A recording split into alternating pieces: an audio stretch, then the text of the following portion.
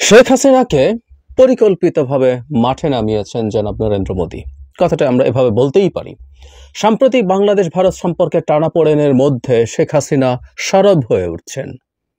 In fact গতকাল আমরা এমন খবর ভারতের পত্রপত্রিকায় এবং টিভিতে মূলত দেখেছি যে শেখ হাসিনা নিউ ইয়র্কে একটা সভায় ভাষণ দিয়েছেন।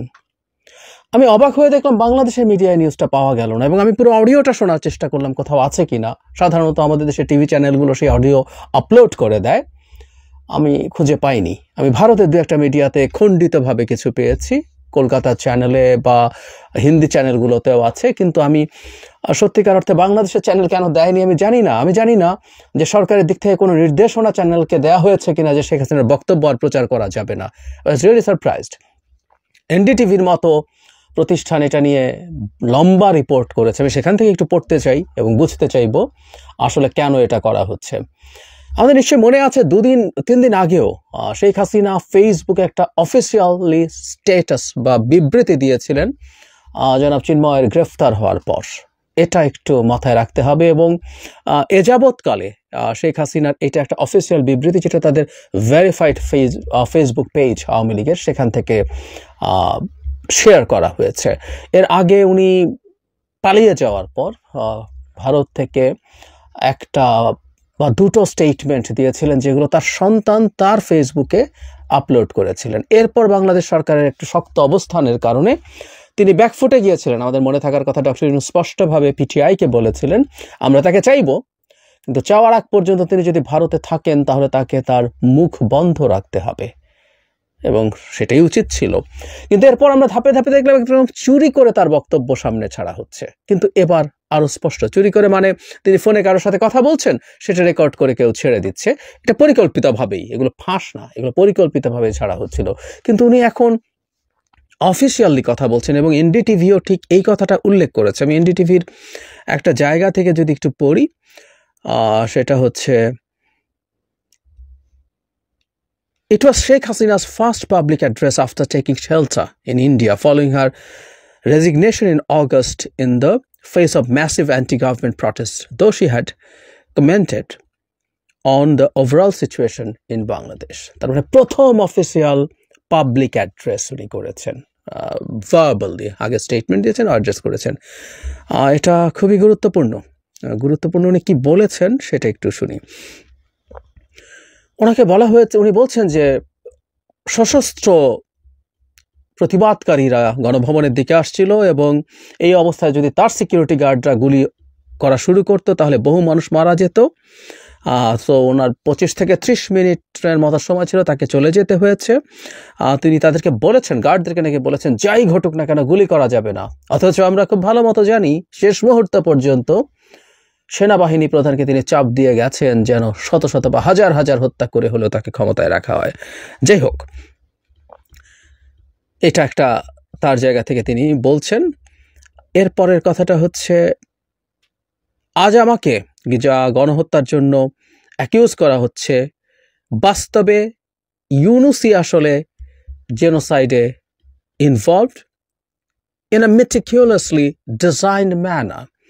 এই জায়গাটা একটু মনে রাখতে হবে। আমাদের প্রধান উপদেষ্টা সত্যিকার অর্থে একটা বড় ভুল করেছিলেন। তিনি নিউ ইয়র্কে যখন যান, তিনি জনাব মাহফুজ আলমকে ব্রেন বিহাইন্ড দ্য মুভমেন্ট প্রমাণ করার জন্য মেটিকুলাসলি প্ল্যান্ড মুভমেন্ট কথাটা ব্যবহার করেছিলেন। কারণ একটা মেটিকুলাসলি প্ল্যান্ড মুভমেন্ট না হলে তো একটা ব্রেইন বিহাইন্ড দ্য মুভমেন্ট করা যায় না।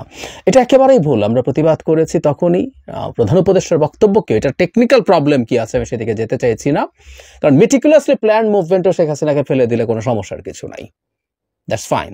কিন্তু ইট ওয়াজ নট, এটা একটা স্পন্টেনিয়াস সারপ্রাইজিং ছিল, যেটা শেষ পর্যন্ত ঠেকেছিল শেখ হাসিনার পতনে। একদম স্পষ্ট সোজা সাপটা বাংলাদেশের এই মুভমেন্ট দীর্ঘদিন দেখার অভিজ্ঞতা থেকে জানি যে শেখ হাসিনা সেই খোঁচাটা এখানে দেওয়ার চেষ্টা করলেন। ইনি বলছেন, the master minds, the student coordinators and Yunus are behind this genocide.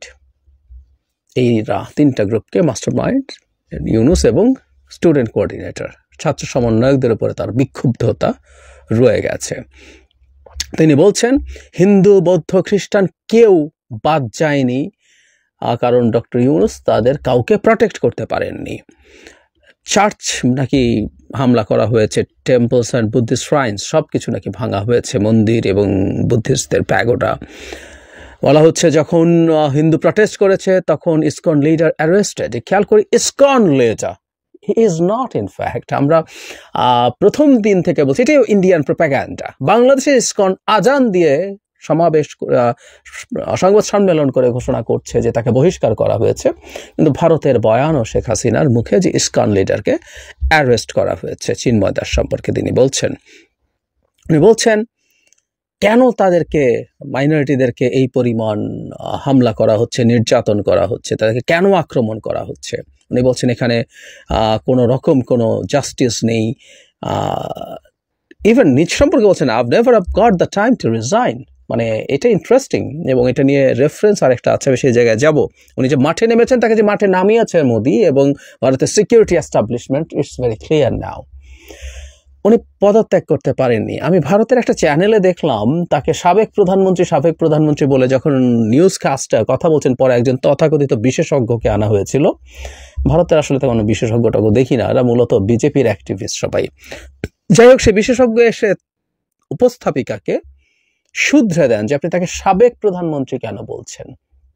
তিনি কি পদত্যাগ করেছেন? তার পদত্যাগ নিয়ে যথেষ্ট অস্পষ্টতা আছে এবং তাকে টেকনিক্যালি সাবেক প্রধানমন্ত্রী বলা যাবে না, এই ধরনের কথা বলা হয়েছে। এই হয়েছে তার মোটামুটি কথাগুলো। কিন্তু যেটা সবচেয়ে, আমি খুব বেশি আর যাব না, এখানে বিজয় দিবস উপলক্ষে এটা বলা হয়েছে, সেটা বলা হয়েছে, এবং বলা হয়েছে যে তাকে আসলে হত্যা করার উদ্দেশ্যেই এই যাবতীয় সব কিছু হয়েছে। তার বাবাকে বা পরিবারকে যেভাবে হত্যা করা হয়েছে সেটা। উনি বলছেন মানুষ যখন সমানে মারা যাচ্ছে তখন তিনি ডিসাইডেড টু লিভ, উনি পালিয়ে যাওয়ার সিদ্ধান্ত নিয়েছেন। এই হচ্ছে মোটামুটি কথা। কিন্তু এর সাথে একটা জিনিস একটু যোগ করতে চাই। একই ধরনের একটা সমাবেশের ডাক দেওয়া হয়েছে, মানবজমিন একটা ইন্টারেস্টিং নিউজ করেছে। 8 ডিসেম্বর, যেখানে অনেক হাজারো নেতাকর্মীর উপস্থিতির চেষ্টা হচ্ছে। আয়োজক যুক্তরাষ্ট্র আওয়ামী লীগ শেখ হাসিনাকে প্রধানমন্ত্রী দাবি করে ওই আয়োজনে একটা পোস্টার করেছে, যেখানে প্রধান অতিথি হিসেবে শেখ হাসিনা বক্তব্য রাখবেন বলে প্রচার চলছে। খেয়াল করছি আমরা, এখানেও প্রধানমন্ত্রী, তার মানে এই ন্যারেটিভটা আস্তে আস্তে সম্ভবত আসবে। এখানে উনি খুব জোর দিয়ে পদত্যাগ না করার কথা বলেছেন, এবং ব্রিটেনও একই রকম চেষ্টা। সুতরাং এখন এটা ভারত মোদি সরকারের পরিকল্পনায় ঘটনাটা ঘটছে। প্রশ্ন আসতে পারে কেন, এতে কি অর্জন করা যাচ্ছে, কি লাভ হবে তাদের।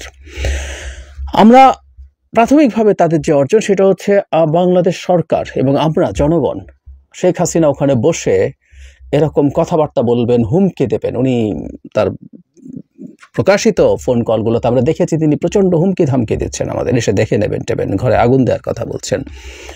সো তিনি এখন আবার কথা বলছেন, এবং এখন ফর্মাল ফেসবুকে বলেছেন, এখন বক্তৃতা করেছেন একটা সমাবেশে, ছোট এটা, কিন্তু ব্রিটেনে এবার হাজার হাজার লোকজনকে জড়ো করে সেখানে আরেকটা বড় সমাবেশে তিনি ভাষণ দিতে চান প্রধানমন্ত্রী শেখ হাসিনা। এবং আমি ধারণা করি সেখানে শুধু অডিও না, সেখানে তাকে সম্ভবত কোনো একটা অ্যাপ ইউজ করে তাকে ভিডিওতে কানেক্ট করা হতে পারে, আমার ধারণা করি সেটা সম্ভব আছে। নিদের পক্ষে অডিও তো হবে। সো এখানে আরও বড় একটা সমাবেশে তিনি বক্তৃতা করছেন। এটা বাংলাদেশ সরকারকে উনি, ভারত আসলে জাস্ট বৃদ্ধাঙ্গুলি দেখাচ্ছে যে তোমাদেরকে আমরা পাত্তা টাত্তা দেই না, এবং তোমাদের সাথে যে রিলেশনশিপ আমাদের ছিল সেটাকে আমরা আরও ডাউনগ্রেড করছি।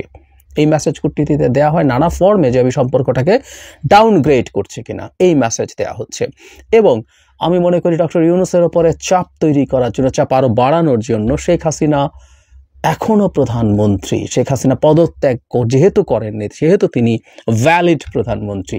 যদিও ভারতের সরকার, আমাদের মনে আছে যে তাকে পররাষ্ট্র ব্রিফিংয়ে যখন জিজ্ঞেস করা হয়েছিল তখন যিনি ব্রিফিং করছিলেন তিনি তাকে সাবেক প্রধানমন্ত্রী হিসেবে বলেছিলেন, কিন্তু যেটা হয় তাদের মিডিয়াতেই হাইপ, এই আলোচনা, এই শোরগোল তারা তুলে দেবে, এটা ধারণা করতে পারি। সরকারিভাবে অতটা না বলা হলেও, এবং চেষ্টা করা হবে বিভিন্ন জায়গায় এই বক্তব্যটাকে চালিয়ে যাওয়া, এবং আওয়ামী লীগের লোকজন তাকে প্রধানমন্ত্রী শেখ হাসিনা হিসাবেই উল্লেখ করার প্রবাবিলিটি থাকতে পারে। আমাদের মনে থাকার কথা, তিনি পালিয়ে যাওয়ার পর অনেকে এই ধরনের আলাপ করেছেন, যেহেতু ভারতেই আওয়ামী লীগের প্রচুর লোকজন গিয়ে ওখানে উঠেছে যে ভারত একজন প্রবাসী সরকার শেখ হাসিনার নেতৃত্বে বাংলাদেশে করবে টরবে কিনা, এসব আলাপ কেউ কেউ তুলছিলেন। আমি এটার অবশ্য খুব বাস্তবতা আছে বলে মনে করি না, কারণ ভারতের মাটিতে বসে বাংলাদেশে শেখ হাসিনা বাংলাদেশের একটা প্রবাসী সরকার তৈরি করবে, এটা হওয়ার প্রবাবিলিটি অলমোস্ট না, এটা পুরোপুরি জিরো। কিন্তু যে বললাম যে আপনি কতগুলো শোরগোল তৈরি করতে পারেন, সেই শোরগোল দিয়ে সরকারের উপরে চাপ বাড়াতে পারেন। মানে খুব বেশি দিন আসলে ভারত সরকার এই চাপ বজায় রাখতে পারবে কি না সেই প্রশ্ন আছেই, কেন আছে সেটা নিয়েও কথা বলবো। কিন্তু যেহেতু তারা এই চাপের পর্যায়ে নেমে গেছে, সেই নেমে যাওয়ার কারণে এখন আরও বেশি চাপযুক্ত করার চেষ্টা তারা করছে। এতে লাভ খুব বেশি হবে না। আসলে আমরা আগেও বলেছি, শেখ হাসিনা যখনই কথা বলেন, যতবার কথা বলেন, ততবার আসলে সেটা বাংলাদেশের শেখ হাসিনা বিরোধীদেরকে আরও ইউনিফাই করে। এর মধ্যেই ভারত যা যা করছে সেটা নিয়ে আমাদের মধ্যে যে কিছু বিভক্তি, কিছু বিভেদ, এমনকি কিছু ক্ষেত্রে সাংঘর্ষিক পরিস্থিতি তৈরি হয়েছিল, আমরা সেগুলো সব ভুলে এখন আবার একত্র হয়ে গেছি এবং ভারতের বিরুদ্ধে দাঁড়িয়ে গেছি। এবং সেইটার মধ্যে শেখ হাসিনার যদি এরকম অফিসিয়াল বক্তব্য আসতে থাকে, সেগুলো আমাদেরকে দিনের শেষে আরও বেশি, আমাদের ইউনিটিকে আরও বেশি স্ট্রং করবে, কোনো সন্দেহ নাই, রিয়াকশনের ক্যাটালিস্টের মতো কাজ করবে। সুতরাং তাদের কোনো এমন কিছু অর্জন হতে পারে বলে মনে হয় না। মানে ভারত রাষ্ট্রটা তার পররাষ্ট্রনীতি, তথাকথিত পররাষ্ট্রনীতি, তাদের কোনো পররাষ্ট্রনীতি আদতে বা আদৌ আছে কি না এই প্রশ্ন যে কেউ করতে পারেন। এত চাইল্ডিশ, এত কাণ্ড জ্ঞানহীন পররাষ্ট্রনীতি তারা দেখাচ্ছেন, ফলে কোনো অর্জন হবে না, ক্ষতি ছাড়া কিছু নেই। তারপরও তারা এই কাজটা করছেন, করবেন, যেমন তারা আরও অনেক কাজ করছেন, আরও ভবিষ্যতে করে যাবেন হয়তো।